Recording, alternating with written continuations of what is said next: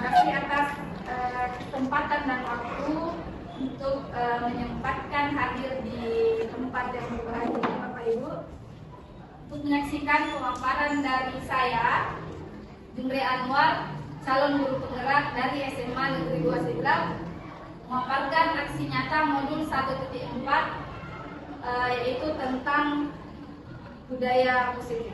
Sebelum kita masuk ke pemaparan aksi nyata ini, ada baiknya kita menyanyikan lagu Indonesia Raya dan dimohon untuk Bapak Ibu berdiri terlebih dahulu.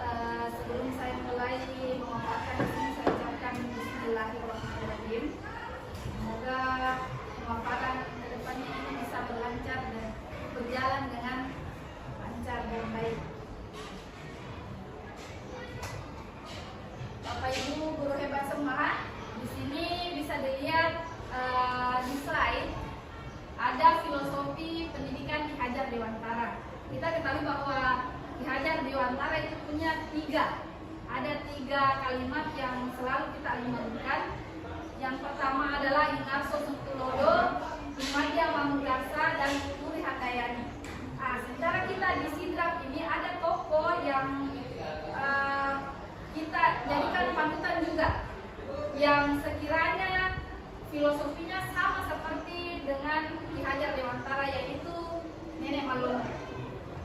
Dengan filosofi yaitu Rioloi Napatiroang, Ditengai Naparagaraga, dan Rimuntri Napamkiri. Rikon Ki Hajar Dewantara ini berisi tentang kontinuitas atau tidak melupakan akar nilai budaya. Yang kedua itu konvergeni atau pendidikan harus memanusiakan manusia. Jadi di sini Bapak Ibu, kita sebagai pendidik bertanggung jawab bagaimana bisa kita memperlakukan siswa atau murid kita itu supaya tidak merasa tertekan, bagaimana berproses sehingga anak didik kita itu merasa dimanusiakan, Bapak Ibu ya. Yang ketiga ada konsentris, pendidikan harus menghargai keberagaman dan memerdekakan murid. Menghargai keberagaman ini di Sidrap, Bapak Ibu, kita ketahui bahwa di sini ada beberapa selain ragam budaya dan juga agama. Ada toleransi antar budaya, toleransi agama. Kita lihat dengan nyata di sekeliling kita, Bapak Ibu, dan memerdekakan murid. Di sekolah kita kan sudah mengadopsi kurikulum merdeka dan ini sudah banyak kita lihat bagaimana mengimplementasikan baik itu pembelajaran maupun di P5 proyek bagaimana implementasi tentang memerdekakan guru. Nilai budaya kearifan lokal yang kita ketahui Bapak Ibu, di sini ada 4S. Ada sipaka tahu, sipaka lebih, sipaka raja, dan sipaka ingat. Ini biasa orang tua dulu selalu sampaikan bahwa harus sipaka lebih, sipaka tahu, sipaka raja, dan sipaka ingat. Supaya ada saling menghargai antar sesama manusia. Kemudian di sini Bapak Ibu ada arti pendidikan menurut Ki Hajar Dewantara. Menurut Ki Hajar Dewantara, pendidikan itu menuntut segala kekuatan kodrat yang ada pada anak-anak agar mereka dapat mencapai keselamatan dan kebahagiaan yang setinggi-tingginya, baik dalam kedudukannya sebagai manusia ataupun sebagai anggota masyarakat. Nah, ini bisa kita lihat Bapak Ibu, ada arti pendidikan menurut Ki Hajar Dewantara yaitu berhamba pada murid. Nah Bapak Ibu, berhamba pada murid ini artinya bukan yang secara harfiahnya bahwa kita berhamba sama seperti hamba kepada Tuhannya, tapi berhamba itu bagaimana guru menciptakan pembelajaran yang sesuai kebutuhannya murid. Ini yang dimaksud berhamba Bapak Ibu. Nah, di sini ada nilai-nilai guru penggerak. Nilai guru penggerak yang diharapkan Bapak Ibu ada 5. Ada berpihak pada murid, kemudian ada mandiri, kolaboratif, reflektif, dan inovatif. Yang pertama adalah berpihak pada murid. Sini Bapak Ibu, segala daya dan upaya yang akan dilakukan adalah untuk kepentingan dan semua untuk kemajuannya murid atau siswa atau peserta didik kita. Selanjutnya ada mandiri Bapak Ibu. Mandiri yang dimaksud di sini bagaimana seorang guru penggerak atau calon guru penggerak ini bisa tergerakkan untuk misalnya mengikuti pelatihan, ada inovasi sendiri, ada motivasi sendiri yang lahir intrinsik dari dalam dirinya untuk bisa mengembangkan potensi. Ini salah satu bentuk perwujudan juga tidak bergantung kepada orang lain, bisa menyelesaikan tugas-tugasnya dengan baik. Tapi bukan berarti kita tidak membutuhkan Bapak Ibu. Seperti hari ini saya sebagai pemateri dan Bapak Ibu hadir sebagai peserta, itu salah satu bentuk saling membantu. Mandirinya bukan yang seperti itu maksudnya Bapak Ibu ya. Yang dimaksud mandiri di sini kalau misalnya ikut webinar, mengembangkan kompetensi kita. Jadi tanpa perlu misalnya dipaksa bilang ikuti ini, ada kesadaran tak sendiri bahwa saya ini menjadi guru yang pembelajar, sebagai pembelajar sepanjang hayat. Jadi ada keinginan untuk terus belajar. Kemudian ada kolaboratif. Nah ini kolaboratif mungkin sudah sering kita dengar Bapak Ibu ya, bahwa tidak ada suatu tujuan atau suatu kegiatan bisa berjalan dengan baik ketika tidak ada kolaborasi yang baik, yang tercipta dengan baik. Ini kolaboratif mampu bekerja sama dengan siapa saja dan kapan saja. Jadi tidak pilih-pilih dengan siapa yang mau bekerja sama. Selanjutnya Bapak Ibu ada inovatif. Inovatif di sini mungkin Bapak Ibu sudah tahu. Kalau inovatif artinya kita berinovasi, memberikan ide-ide baru atau gagasan yang bisa digunakan, digeneralisasikan secara umum. Misalnya Deta bikin modul ajar yang bisa pakai di teman-teman yang lain di komunitas mata pelajaran contohnya. Kemudian yang terakhir Bapak Ibu ada di sini reflektif. Nah ini mungkin yang sering kita lupakan, bahwa reflektif ini bertujuan sebenarnya untuk memperbaiki misalnya ada model atau metode mengajar yang mungkin kurang, yang dianggap kurang oleh anak-anak, tapi kita tidak sadari karena kita tidak melakukan refleksi. Jadi untuk mengetahui itu perlu kita adakan refleksi pada anak-anak. Apakah ini anak-anak sudah senang dengan gaya mengajar tak? Jadi tidak selamanya itu bahwa itu anak-anak Bapak Ibu kan bilang sistemnya bilang anak siswa yang selalu salah.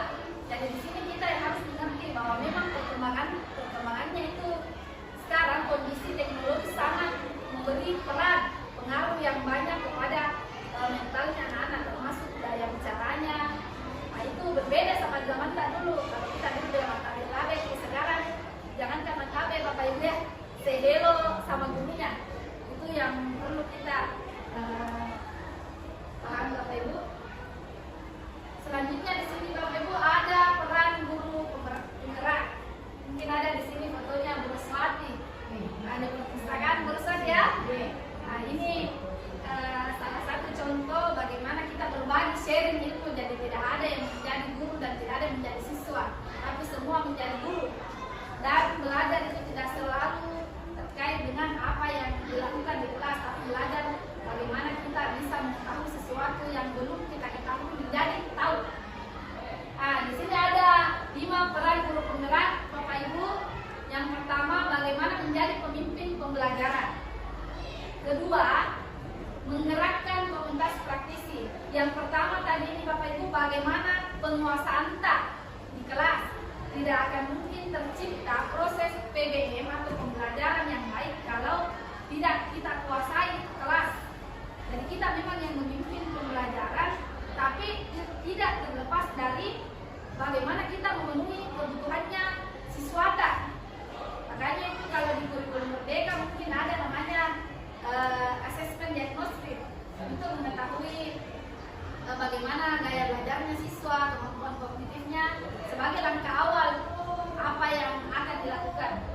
Nah, yang kedua yang menggerakkan komunitas praktisi, maksudnya adalah kalau misalnya Bapak Ibu bergabung di PGR kita, IGIKA atau MGMP aktif di situ, nah ini yang dimaksud Bapak Ibu ya. Kemudian yang ketiga menjadi coach bagi guru lain. Coach di sini misalnya ada guru yang butuh diajar, mungkin saya kurang tahu ke teknologi, bisa mungkin berbagi itu nih gunanya Bapak Ibu ya, perannya.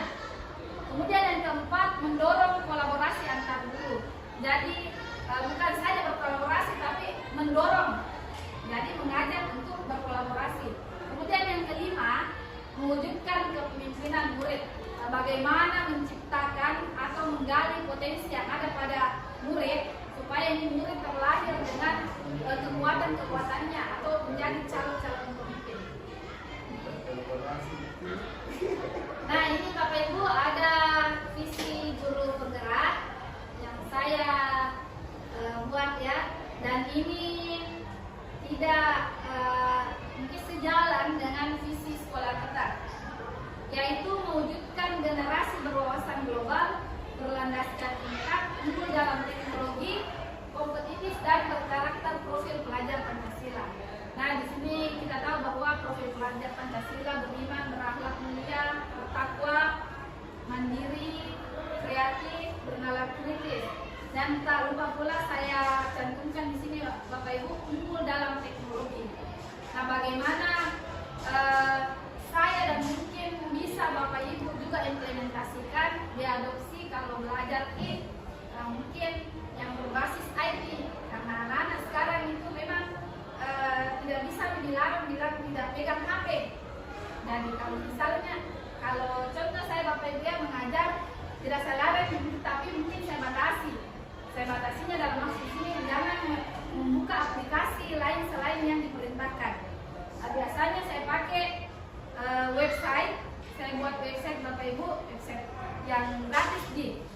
Kemudian saya masukkan di situ absensinya, materi ajarnya. Jadi kapan saja anak bisa akses. Kalau misalnya mungkin buat ulangan harian, bisa juga di situ, dan bisa kapan waktu saja semua muta. Kalau misalnya kapan kita mau buka itu aksesnya, kapan kita tutup, nah itu kontrolnya ada sama kita. Kemudian untuk mewujudkan visi guru penggerak Bapak Ibu,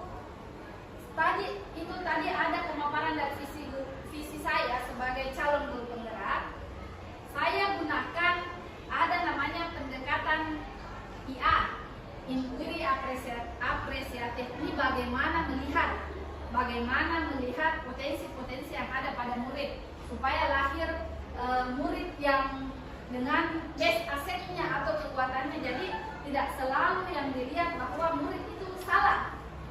Mungkin saja kalau misalnya di pembelajaran saya, contohnya Bapak Ibu, saya mengajar matematika, saya pahami bahwa tidak semua murid itu bisa belajar matematika. Makanya di kelas saya tidak akan paksakan siswa harus fokus sekali. Bukan maksudnya bilang bisa bermain-main atau apa, tapi berusaha menciptakan suasana yang nyaman dan menyenangkan bagi murid di kelas. Karena itu siswa Bapak Ibu, kalau saya lihat mungkin dari saya sedikit pengalaman dibandingkan Bapak Ibu guru hebat semua. Cuman yang saya lihat selama saya mengajar, tidak bisa itu masuk pelajarannya siswa kalau baru masuk langsung kenapa ini begini marah-marah. Jadi coba kalau senyum memang agak susah sih menerapkan yang pelajari Bapak Ibu di pendidikan guru penggerak. Seorang guru memang itu harus menjadi manusia setengah dewa. Jadi kalau ada masalah dari rumah harus disingkirkan terlebih dahulu. Kalau bilang mama masa siswa mau didengar, itulah memang keunggulannya guru Bapak Ibu, bisa nampak bahagia di depannya siswa-siswa, karena kebahagiaan itu bisa menularkan juga, memberikan. Iya, pasti kalau bahagia gurunya, siswanya juga bahagia. Tapi kalau marah-marah gurunya pasti langsung takut siswanya. Nah, itu tadi Bapak Ibu pendekatan yang saya gunakan, yaitu inquiry apresiatif. Kemudian metodenya itu pakai metode Bagja. Apa itu Bagja Bapak Ibu? Di sini Bagja singkatan dari B itu buat pertanyaan. Jadi ada prakarsa perubahan yang mungkin sekiranya bisa sebagai misi dari visi yang saya buat tadi. Nah, untuk mewujudkan prakarsa perubahan itu saya gunakan dari sini metode Bagja, buat pertanyaan, ambil pelajaran. Jadi pertanyaannya seperti apa? Mungkin masalah yang sering saya jumpai. Nah, kemudian diambil pelajarannya bagaimana.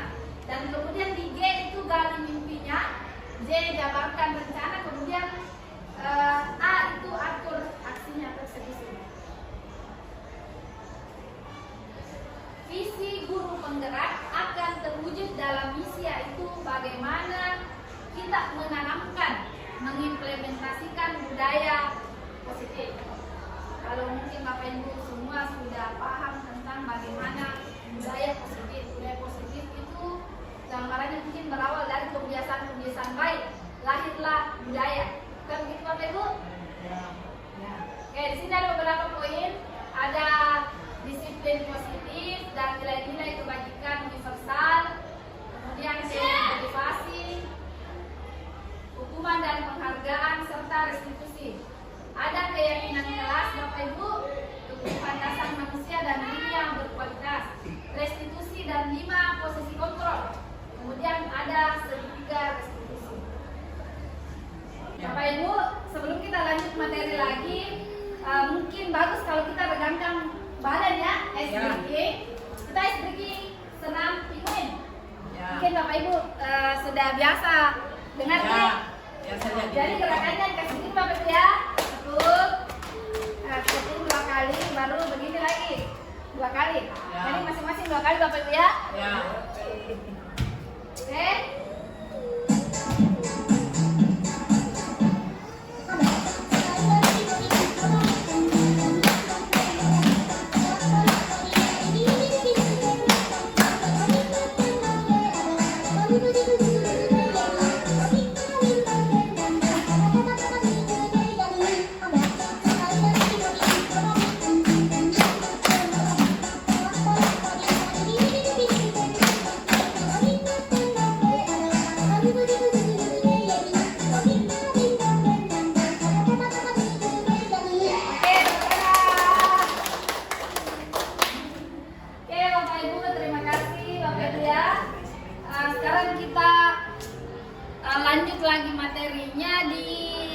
Tadi ini ada visi guru penggerak, bagaimana mewujudkan visinya melalui penanaman budaya positif. disiplin positif dan nilai-nilai kebajikan universal. Bapak Ibu, mungkin di sini saya ada sesi tanya jawab ya. Apa yang Bapak Ibu pahami tentang disiplin? Mungkin dari Bapak Ibu guru hebat, mungkin ada yang bisa jelaskan apa sih pemahaman tentang disiplin itu? Oke, Bu Haji Nurmi, silakan. Kalau menurut saya disiplin itu mentaati aturan atau tertib yang sudah ditentukan bersama. Oke, kasih tepuk tangan Bapak Ibu. Disiplin katanya, kata Bu Haji, menaati aturan dan tata tertib yang sudah ditentukan sebelumnya Bapak Ibu ya. Mungkin ada dari Pak Haji, apa itu disiplin Pak Haji? Kalau menurut saya disiplin itu sesuatu yang dibuat oleh instansi atau sekolah yang sudah terpola dan harus diikuti peserta didik. Oke, close lagi untuk Pak Haji. Hebat semuanya Bapak Ibu guru semua ya. Kalau dari pendapatnya Pak Haji, disiplin katanya aturan yang sudah terpola, ada tersistem Pak Haji ya, kemudian dan harus diikuti atau ditaati oleh peserta didik. Mari kita lihat Bapak Ibu, di sini ada disiplin positif dan nilai-nilai kebajikan universal. Disiplin itu berawal dari sebuah peraturan. Kemudian ketika peraturan itu tidak terlaksana, lahirlah sebuah hukuman atau biasa disebut dengan punishment. Bapak ya, sepakat nggak Bapak Ibu? Ya. Sekarang Bapak Ibu datang ke sekolah tidak pernah terlambat dan masuk mengajar tepat waktu. Apa sih yang mendorong Bapak Ibu melakukan hal demikian? Mungkin dari Bu Masra, mungkin Bu Masra bisa berikan atau berbagi pengalaman tak? Apa hal yang mendorong Ki datang lebih awal, masuk ke kelas tepat waktu? Oke, Mbak Ina, terima kasih. Menurut saya yang membuat kita itu datang tepat waktu ya, mendorong kita masuk melakukan hal yang demikian, yaitu karena kita sebagai seorang pendidik sadar bahwa ini adalah tanggung jawab kita. Bagaimana kita melaksanakan tanggung jawab kita itu agar sebagai pendidik ini untuk mencerdaskan bahasa, otomatis kita sebagai seorang pendidik harus memberikan contoh ya. Memberikan contoh, kita lakukan dua, berarti anak-anak atau peserta didik kita tuh pasti mengikuti kita bahwa dia sudah tertanam di mindsetnya bahwa guru ini tetap masuk dengan cepat, berarti kita juga harus datang dengan di awal waktu. Seperti itu. Oke, terima kasih Bu Masra, super sekali. Dari Bu Masra tadi berpendapat bahwa apa sih yang mendorong motivasi intrinsiknya sehingga datang tepat waktu ke sekolah, masuk ke kelas juga tepat waktu. Ada katanya tanggung jawab yang terpatri dalam diri seorang guru bahwa kita sebagai guru itu sebagai contoh bagi peserta didik, sebagai panutan. Jadi jangan dituntut anak murid tak rajin masuk kelas ketika kita selalu terlambat juga. Pasti anak siswa itu bilang, jangan kiamat karena pasti ibu ini atau bapak ini sering terlambat. Nah itu ada pola pikirnya, terpola pemikirannya karena kita sudah lakukan. Jadi kalau kita datang tepat waktu, pasti anak-anak juga masuk ke tepat waktu karena bapak atau ibu itu pasti datang sesuai jamnya, sesuai jadwalnya. Dan ini ada pemahaman juga yang diberikan kepada siswa bahwa kedisiplinan memang itu harus dimulai dari dalam diri kita. Untuk mengontrol orang lain Bapak Ibu mungkin mudah, yang susah itu bagaimana kita bisa kontrol diri kita. Itu yang bisa saya pelajari Bapak Ibu ya. Sekarang di sini Bapak Ibu ada namanya teori motivasi, hukuman dan penghargaan serta restitusi. Ada 3 motivasi Bapak Ibu. Yang pertama, untuk menghindari ketidaknyamanan atau hukuman. Jadi seseorang melakukan sesuatu pasti ada motivasinya. Tidak ada satupun orang yang melakukan suatu tindakan tanpa didasari dengan motivasi. Entah motivasinya untuk menghindari ketidaknyamanan atau hukuman. Contoh, misalnya anak lompat pagar, pasti ada alasannya Bapak Ibu. Kenapa lompat pagar? Mungkin tidak pakai dasi, takut dihadang di depan. Nah itu bagaimana di situ kita carata untuk menyelesaikan masalah, problem solvingnya, supaya apa yang dilakukan itu diyakini bahwa itu salah dan tidak diulangi lagi. Yang kedua, motivasi untuk melakukan sesuatu itu mendapatkan imbalan atau penghargaan dari orang lain. Kadang itu Bapak Ibu ada siswa, ya. Mungkin tidak semua siswa, tapi ada kadang siswa itu suka kalau dipuji, suka kalau dikasih penghargaan.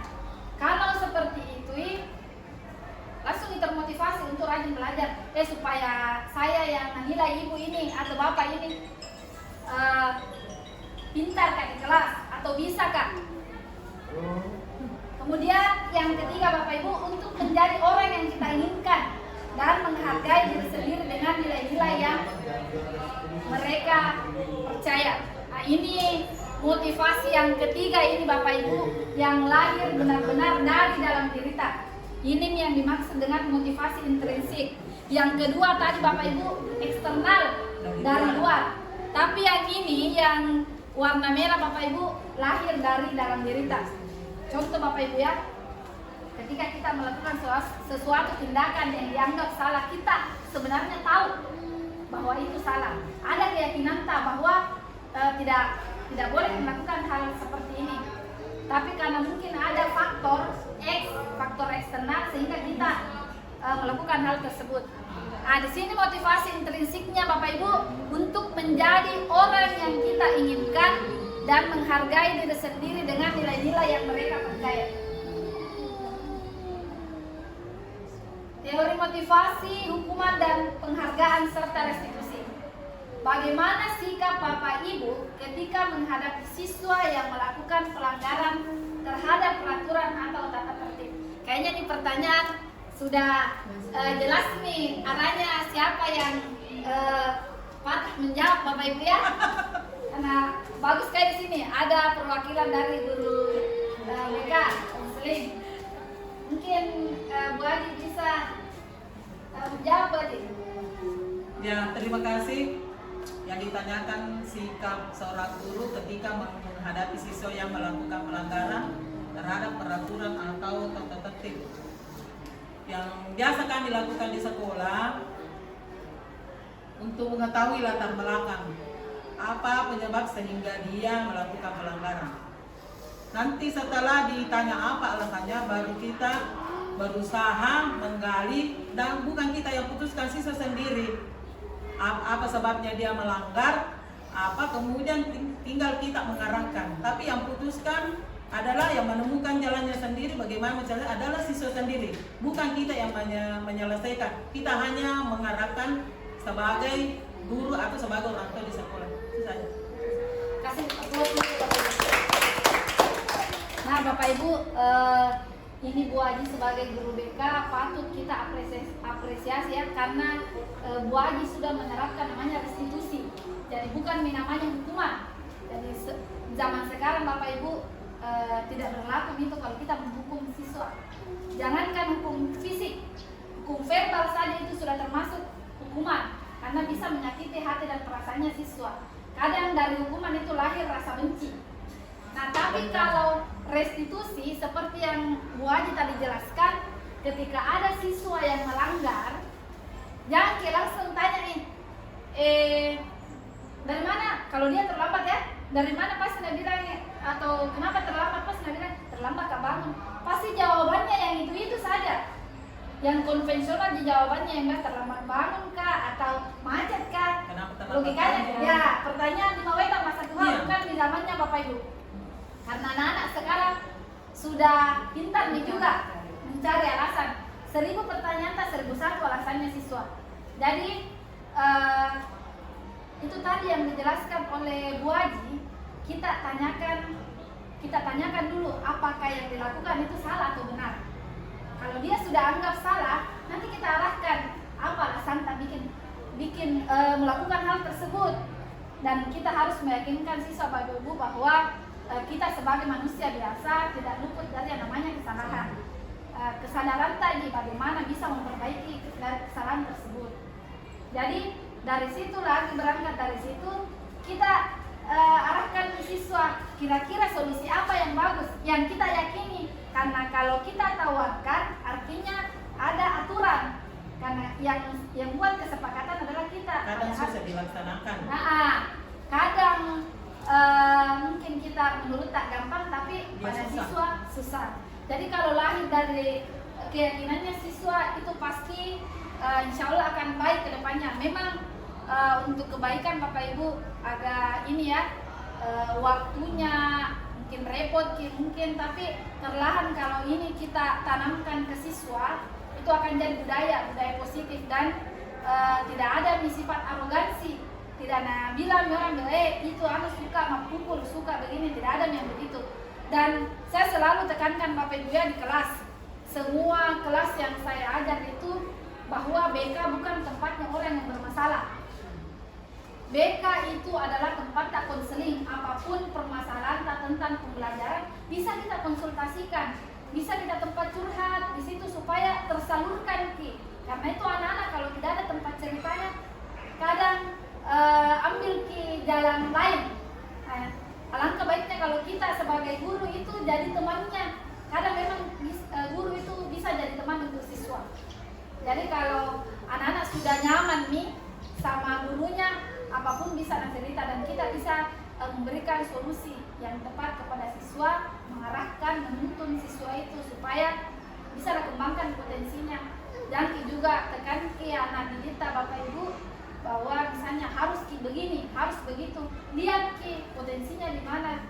Seperti saya Bapak ya, guru matematika terkenal itu kalau susah pelajarannya. Jadi kalau saya mengajar, kalau saya tahu itu siswa itu kurang, saya bilang apa yang bisa kita lakukan di pembelajaran itu yang kita kerjakan. Jangan Ki tuntut diri tak mengerjakan 10 nomor sama seperti siswa yang kognitifnya tinggi, karena itu beda levelnya Bapak Ibu ya. Tapi jangan lupa kode kerahasiaan tetap dijaga. Iya. Nah ini Bapak Ibu ya, ketika kita melakukan hukuman, maka di sini identitasnya gagal. Yang dimaksud identitas gagal di sini Bapak Ibu, itulah yang tadi yang saya jelaskan sebelumnya. Mungkin anak-anak itu bisa lahir masalah baru. Misalnya yang harusnya harapan saya ada solusi dari masalahnya, tapi karena hukuman itu langsung nih benci bilang kasih begini kali lagi, atau mungkin berbuat yang lebih parah lagi.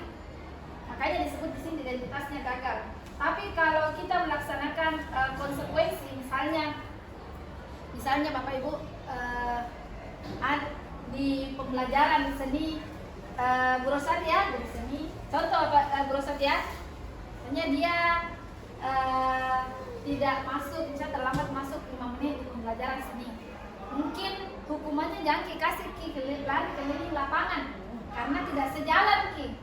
Tapi kalau kita kasih Ki misalnya menyanyi sesuai dengan pembelajaran seni, itu tidak termasuk sebenarnya hukuman, tapi konsekuensi itu yang sejalan dengan aturan yang sudah disepakati. Jadi si anak ini terlambat misalnya 10 menit, meskipun dia terlambat materi, tapi kalau misalnya mungkin dengan menyanyi diajarkan sini begini ya. Baik Bapak Ibu, ini tadi bagaimana hukuman itu bisa menggagalkan identitas, sementara konsekuensi dan restitusi itu bisa melahirkan identitas pada murid. Kemudian di sini Bapak Ibu tadi dibahas berkali-kali restitusi. Apa sih itu restitusi Bapak Ibu? Restitusi adalah proses menciptakan kondisi bagi murid untuk memperbaiki kesalahannya mereka, sehingga mereka bisa kembali pada kelompok mereka dengan karakter yang lebih kuat. Restitusi juga merupakan proses kolaboratif yang mengajarkan murid untuk mencari solusi. Seperti tadi yang sudah diterapkan oleh BK ya. Jadi yang menentukan solusinya bukan dari gurunya atau pihak sekolah, tapi yang mencari solusi adalah yang mungkin yang pembuat masalahnya, supaya dia yakin bahwa ini yang harus saya lakukan. Kemudian dan membantu murid berpikir tentang orang seperti apa yang mereka inginkan. Jadi ditanya, bilang bagaimana harapan tentang orang yang sukses, mungkin bisa jadi pengusaha atau apa, dan bagaimana mereka harus memperlakukan orang lain. Nah, ini yang perlu sekali kita terapkan tentang anak Bapak Ibu ya, bagaimana adab akhlak terhadap sesama. Nah, di sini ada kelebihannya, ada banyak kelebihan dari restitusi Bapak Ibu. Yang pertama, ada restitusi bukan untuk menebus kesalahan, namun untuk belajar dari kesalahan. Dan bukan kalau menebus itu namanya hukuman, tapi kalau belajar dari kesalahan namanya restitusi. Kemudian restitusi memperbaiki hubungan, pasti ada komunikasi yang diperbaiki, relasinya yang diperbaiki. Kemudian ada juga tawaran. Restitusi bukan merupakan paksaan, tapi tawaran. Kita tawarkan solusi apa yang bisa dia berikan. Kemudian ada menuntut untuk melihat ke dalam dirinya. Ada kesadaran dan perilaku yang lahir dari keyakinannya sendiri itu anak. Restitusi mencari kebutuhan dasar yang mendasari tindakan. Kira-kira apa alasannya anak itu melakukan tindakan tersebut? Restitusi fokus pada karakter, bukan tindakannya, bukan treatmentnya. Seperti yang saya tadi jelaskan, Bapak, jangan disuruh kalau misalnya terlambat kamu dalam berdiri di kelas atau apa, itu tidak sesuai Bapak Ibu ya. Tapi bagaimana kita menggunakan karakternya? Karena karakter sekarang kan proses belajar Pancasila. Restitusi itu menguatkan. Kalau hukuman itu mungkin bisa saja menguatkan atau apa, tapi sifatnya sementara.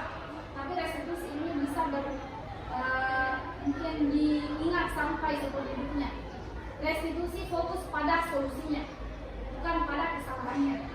Kemudian yang terakhir Bapak Ibu, restitusi mengembalikan murid yang berbuat salah pada kelompoknya. Didukung oleh penghargaan. Ini mungkin bukan ini pernah saya terapkan Bapak Ibu ya. Saya sering kasih penghargaan ke siswa dan ternyata itu keliru.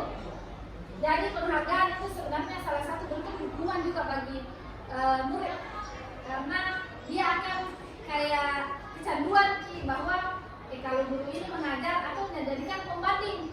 Misalnya ada guru yang kasih penghargaan, ada tidak, pas ngajaran, guru itu kasih penghargaan, guru ini tidak. Jadinya dia kayak ogah-ogahan, padahal dalam pembelajaran itu reward tidak disarankan atau penghargaan ya. Pengaruh jangka pendek dan jangka panjang. Jangka pendeknya mungkin kalau siswa yang tidak ada penghargaannya mungkin kecil hati atau down. Jangka panjangnya mungkin ada kayak trauma atau seperti apa. Penghargaan ini jelas tidak efektif. Kemudian merusak hubungan. Yang awalnya mungkin berteman karena yang satunya mungkin mampu, yang satunya kurang mampu, tapi karena penghargaan bisa clash. Kemudian penghargaan mengurangi ketepatan. Ada juga menurunkan kualitas karena hanya mengejar yang namanya penghargaan atau reward. Jadi tidak ada kualitas ilmu yang diperolehnya. Kemudian penghargaan mematikan kreativitasnya siswa. Nah, sementara kalau pembelajaran yang berpihak pada murid, Bapak Ibu, bagaimana murid atau peserta didik itu bisa mengeksplorasi kreativitasnya. Ada tadi contoh sebelum masuk di sini Profesor ya. Tadi ada banyak bekas ya. Di daur ulang ya, supaya ya kan prosesnya tadi bagaimana? Ada baju yang dibuat sedemikian rupa diikat kemudian diberikan warna sehingga menjadi kaos yang tren sekarang ini, kaos PJ, maksudnya itu kaos yang bukan baru, kaos yang sudah terpakai, bisa diolah jadi semacam daur ulang ya. ini mungkin pembelajaran seperti ini itu anak-anak suka kalau proyek, kalau dia kerja wanita, Bapak Ibu semua, kalau dia itu terjun langsung, dilibatkan langsung, anak-anak lebih senang. Makanya itu kalau saya di matematika berusaha mencari kira-kira materi apa yang bisa saya proyekkan. Tapi kalau di matematika Bapak Ibu kan di sini ada 2 guru matematika, tapi tidak semua materi di matematika bisa diproyekkan. Beda kalau di sini mungkin bisa proyek semua, jadi anak-anak memang benar-benar senang. Di sini ada juga penghargaan. Nah, ini tadi yang saya sebutkan Bapak Ibu, penghargaan untuk mendukung tentunya. Kemudian motivasi dalam diri, prinsipnya itu terkikis, karena sebenarnya kita ketahui bahwa semua anak-anak itu lahir dengan keistimewaan, semua punya potensi, tapi mungkin potensinya beda-beda. Nah, itulah kita perantak sebagai guru bagaimana bisa mengarahkan untuk murid bahwa yang jago di sini kita kembangkan, yang jago di sini bahasa Inggrisnya kita kembangkan, geografinya kita kembangkan. Nah, itu perantak Bapak Ibu. Nah, sekarang pertanyaan Bapak Ibu, mungkin di kelas-kelas itu Jana Walita sudah menerapkan namanya keyakinan kelas. Pertanyaannya, apa sih perbedaannya peraturan dengan keyakinan?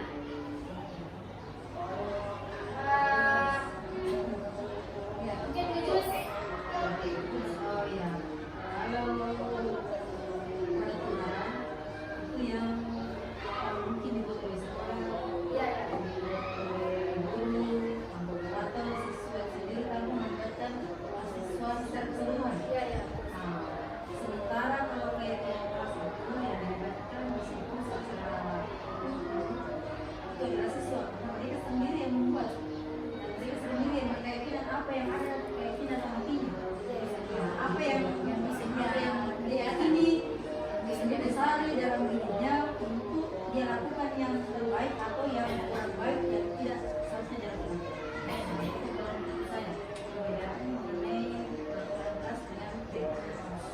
Terima kasih Jujus, karena saya biasa mengajar di kelas Jujus dan saya lihat sudah ada keyakinan kelasnya.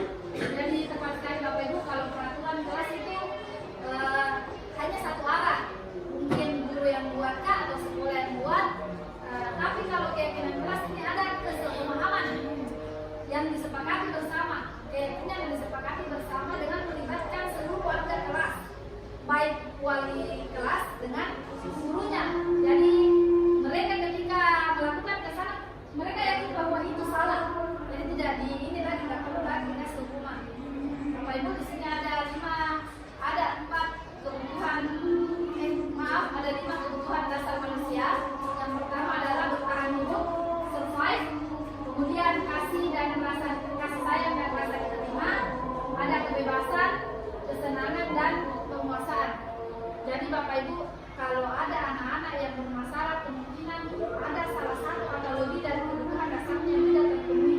Misalnya anak-anak yang sering mengganggu temannya, mungkin saja itu dia butuh kasih sayang, kekurangan kasih sayang dari rumahnya atau di sekitarnya, makanya dia mencari perhatian dengan cara mengganggu temannya. Bagaimana bertahan hidup yang biasanya yang kita tahu pendiam, tiba-tiba dia langsung arogan. Mungkin itu bagaimana dia bertahan hidup dan ada kesenangan. Misalnya di jam terakhir mungkin ada anak putar musik atau bagaimana. Itu bentuk bagaimana mereka menghibur supaya senang dan tetap bertahan di sekolah. Bilang anak-anak, daripada lu lompat padarkan, mending dikelaskan dan itu perlu kita ini lagi Bapak Ibu ya. Ini lagi. Sini ada 5 posisi kontrol guru. Yang tidak baik adalah guru sebagai penghukum. Kemudian guru pembuat rasa bersalah. Yang mungkin baik, guru sebagai teman, guru sebagai pemantau, dan yang paling baik adalah bagaimana guru sebagai bisa memposisikan atau menempatkan diri sebagai manajer. Nah itu ketika kita memposisikan diri sebagai manajer bisa diterapkan di dalam sekolah. Nah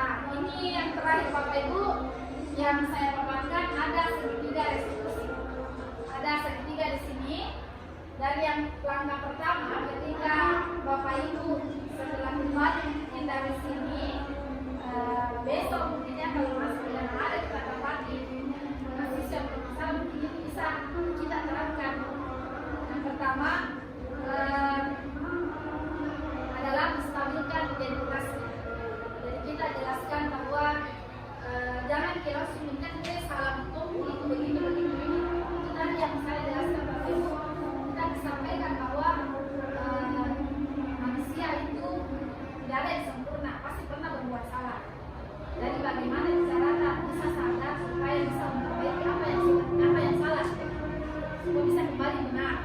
Dan juga bisa kita posisikan diri kita. Dan saya juga pernah dibuat salah. Saya pernah buat salah, tapi saya sadari bahwa itu salah dan saya perbaiki. Mungkin itulah bisa kita lakukan juga.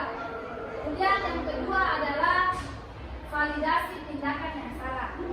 Kalau sudah kita jelaskan yang pertama tadi, kita tanyakan ke anak kita, menurut kita tanyakan apakah yang dilakukan itu benar atau salah. Nanti dia yang mengakui sendiri Bapak Ibu, jangan kita yang menjudge bahwa salah yang dilakukan itu benar, tapi tanyakan apakah menurut kita itu benar atau salah.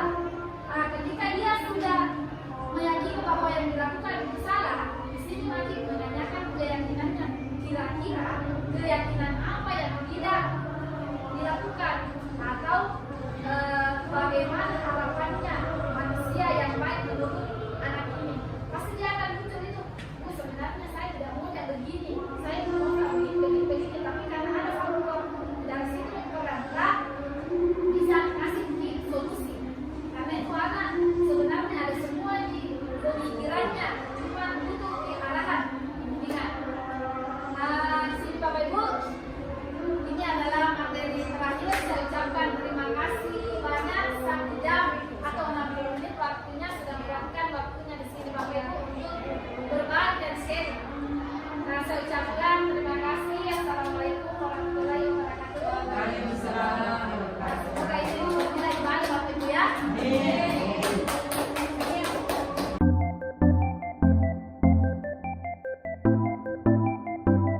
Assalamualaikum semuanya.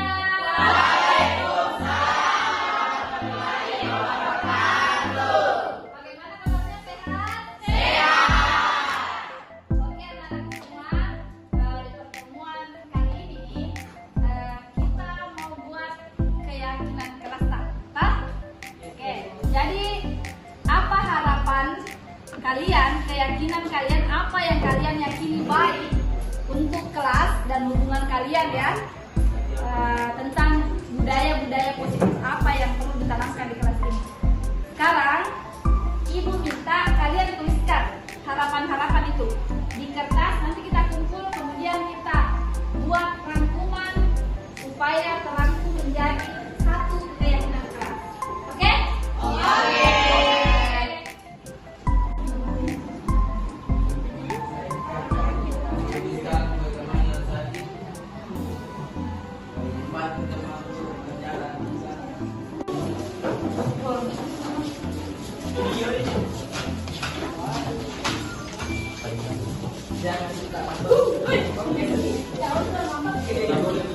Tidak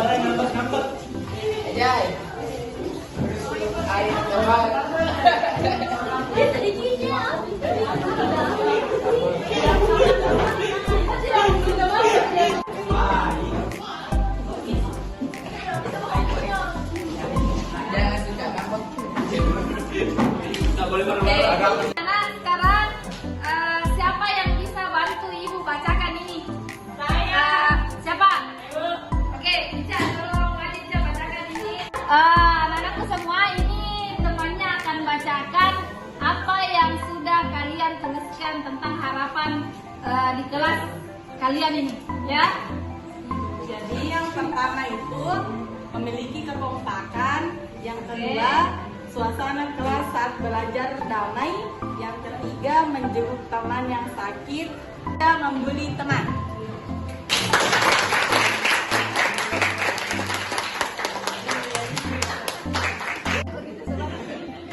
Oke, anak-anak, ini kita sudah simpulkan bersama dari apa yang sudah kalian tuliskan, harapan-harapan kalian tentang keyakinan kelas. Mari kita baca bersama ya. Ini poin pertama apa? Yang kedua?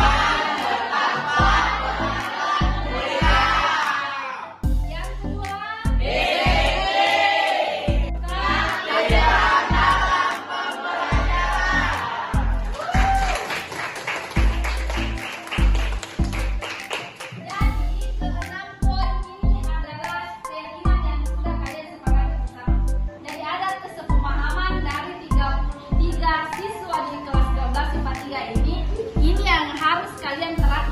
ya. Baik kedisiplinannya, kerapian, ketertiban dan keaktifan dan pembelajaran. Bagaimana, sepakat? Sepakat. Oke, kalau gitu, ya. Assalamualaikum warahmatullahi wabarakatuh. Perkenalkan, nama saya Sramila Sitika Putri dari kelas 12 anak wali dari Ibu Jumriah Anwar SMA Negeri 2 Sidrap. Membuat keyakinan kelas membuat kami dapat dihargai oleh teman-teman dan guru dan membuat rasa empati dan saling menghargai. Saya senang membuat keyakinan kelas dengan Ibu Jumriah Anwar. Sekian, wassalamualaikum warahmatullahi wabarakatuh.